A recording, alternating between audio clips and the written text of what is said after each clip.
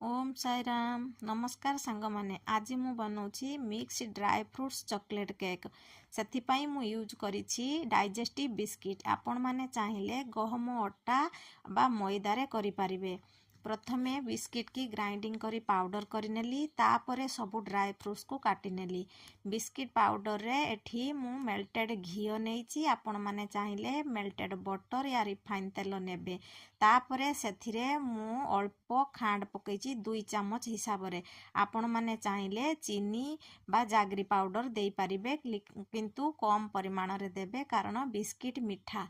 तापरे मु एठी क्षीर देई भल भाबरे मिक्स करिनेली।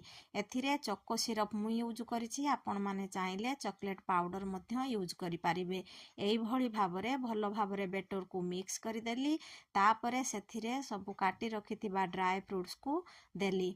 ड्राई फ्रूट्स को देई भल भाबरे मिक्स करिनेली।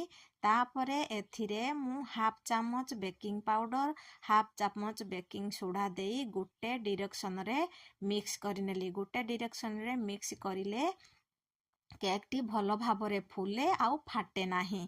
तापरे केक करिबा पई मु एठी एयर फ्रायर रो यूज करिछि। आपण माने चाहिए गैस रे भी करि पारिबे ओवन रे भी करि पारिबे।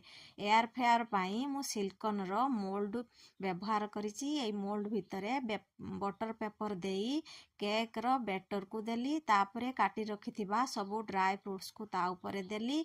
किछि स्प्रिंकल्स आउ चॉकलेट मध्य देली। तापरे एयर फ्रायर रे 160 डिग्री सेल्सियस रे 30 मिनिट पाई मु केक हेबा पाई रखिदेली। मझिरे 15 मिनिट परे मु खुली देखिथिली केक हुई नथिला। तापरे एक्स्ट्रा मु 20 मिनिट देदेली। 35 रु 40 मिनिट भितरे मोर केक रेडी हो गला।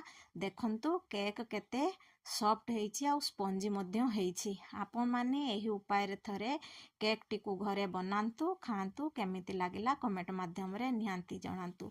सांग माने मो वीडियो गुड़िक जदि आपण माननकु पसंद आसुथाए please like share subscribe TA निहाती करंतु। फेसबुक रो देखुथिले फॉलो टिए निहाती करंतु।